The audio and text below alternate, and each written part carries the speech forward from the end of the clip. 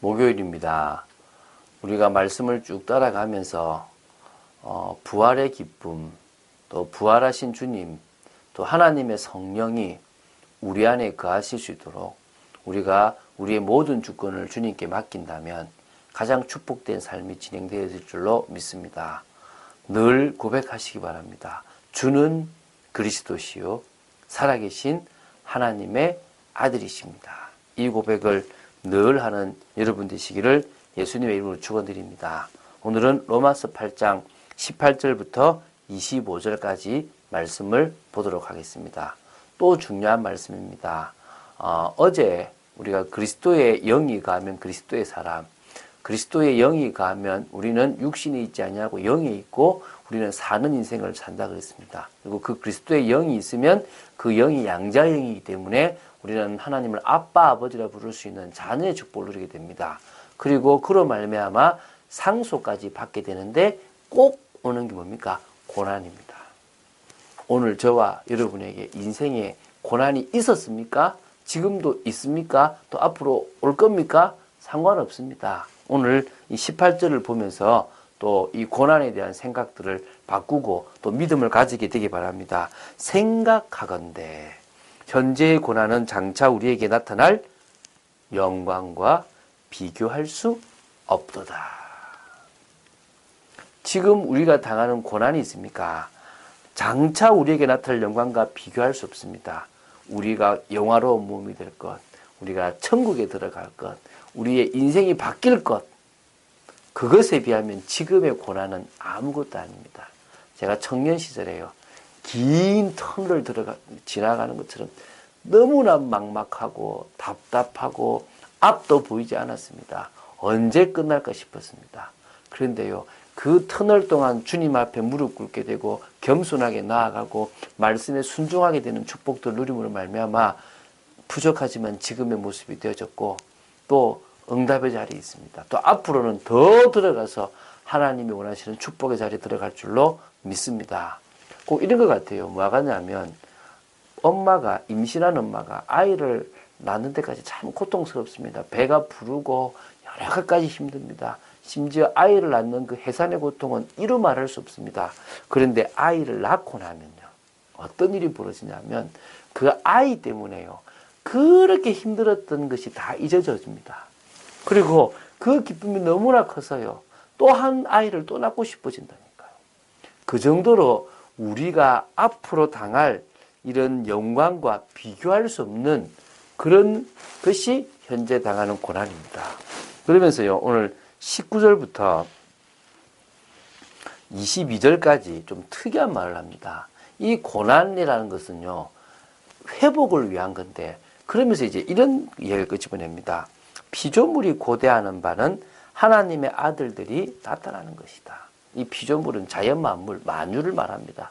이 만유가 바라고 있대요. 고대하고 있대요. 꼭 살아있는 것 같지 않습니까?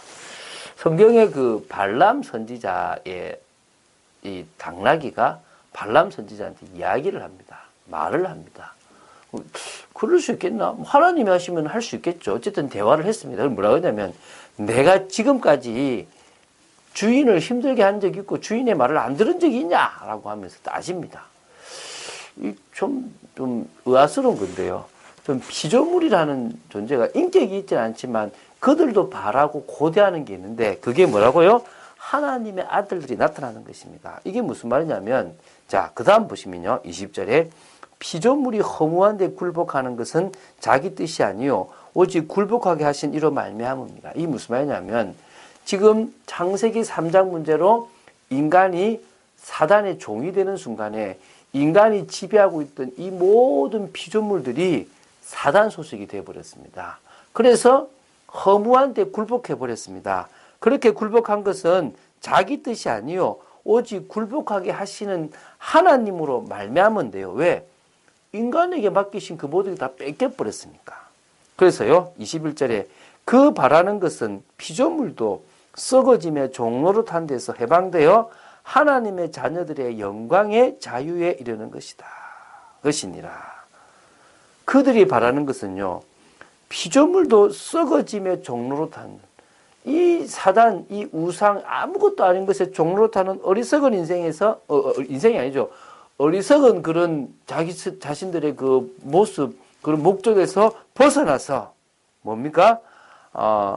해방되어져서 하나님의 자녀들의 영광, 예수 믿는 자들을 통하여 이루는 하나님 나라의 그 영광에, 그 영광이 누리는 그 자유에 이르는 것입니다.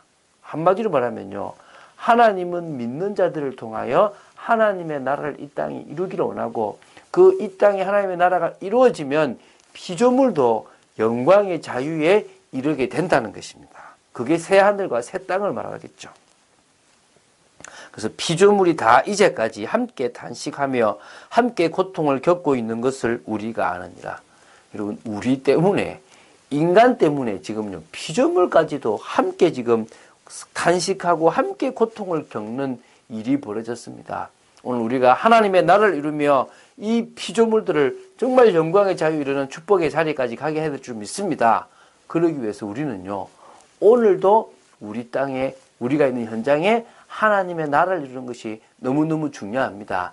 하나님의 나라, 하나님이 역사하실 수밖에 없도록 오늘 우리의 모든 주권을 주님께 맡기신다면 우리의 고난이 나중에는 영광, 하나님의 그 영광의 자유에 이르는, 그 자녀들의 그 영광의 자유에 이르는 축복이 될 줄 믿으시기 바랍니다.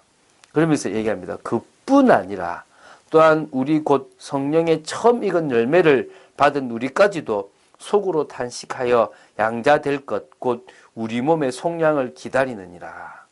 우리 곧 성령의 처음 익은 열매를 받은 우리까지, 누구죠?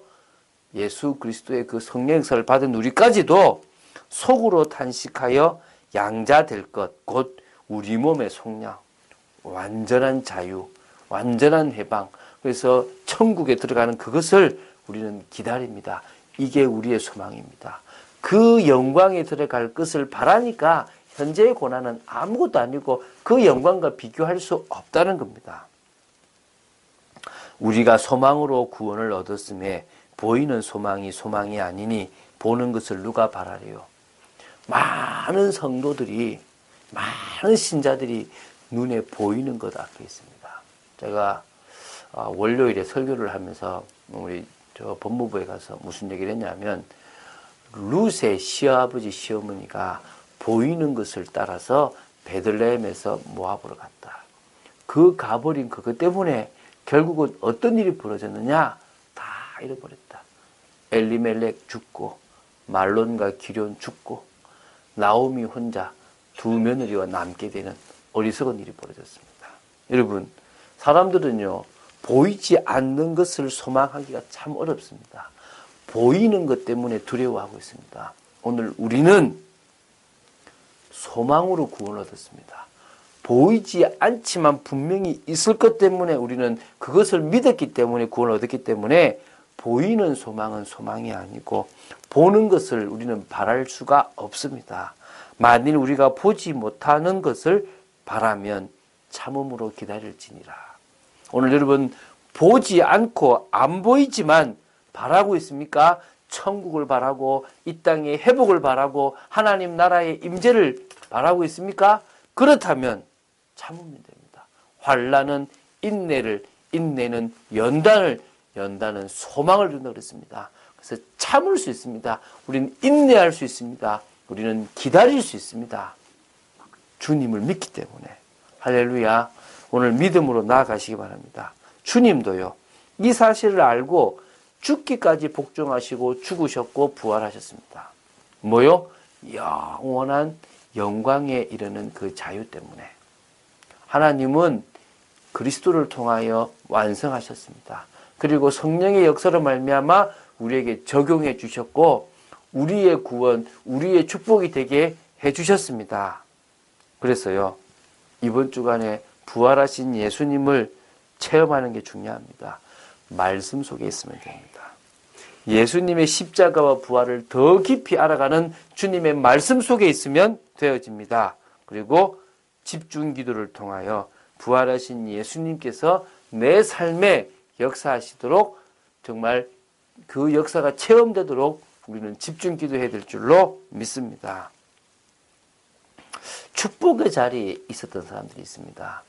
사도행전 28장 30절 31절에 보면 바울이 로마 감옥, 새치과 같은 그 로마 감옥에서 2년 동안 복음을 전하는데 아무도 막을 수가 없을 만큼 복음을 전했다고 그랬습니다. 그런데요, 그 옆에서 바울의 전도를 도왔던 많은 제자, 그 자리에 있던 제자들이 있습니다. 제가 다음 주에 목사님 한 분을 따라서 말레이시아를 갑니다. 그곳에서 많은 것들을 볼 겁니다. 근데요, 중요한 것은요, 그 자리에 제가 있다는 게 감사할 거라는 겁니다. 여러분이 응답의 자리, 축복의 자리에 있는 게 감사한 겁니다. 그래서 다른 것 말고 예수가 모든 것을 끝냈다라는 갈보리산의 비밀을, 언약을 딱 붙잡으세요. 그리고 하나님의 나라가 임하면 끝난다. 그리고 그래서 성령의 역사가 무엇보다도 필요하다. 그럴 때 우리는요, 하나님의 음성을 들을 수 있습니다. 우리의 과거, 현재, 미래, 위, 아래, 또 주위, 또 넓이, 깊이, 높이를 계속 보건다면요, 가장 올바른 것에 방향 맞출 수 있고요. 우리의 삶이 전도자의 삶이 되어진다면 우리는 축복의 시작이 되어질 줄 믿습니다. 영적 최고의 자리, 그 자리에서 하나님은 우리에게 미래를 향한 시간표를 보여주실 줄로 믿습니다. 온전히 인도받으며 이 고난을 기쁨으로 참고 하나님의 계획을 이루는 여러분 되시기를 예수님의 이름으로 축원드립니다. 주는 그리스도시요 살아계신 하나님의 아들이심을 고백합니다. 오늘도 부활의 신앙으로 저희들이 나아가고 이 부활을 체험하기 위하여 말씀 속에 있고 기도 속에 있기를 간절히 원합니다. 역사하여 주시고 하나님의 나라가 이루어지는 참된 축복을 누리게 하여 주시옵소서. 주 예수 그리스도 이름으로 기도드립니다. 아멘.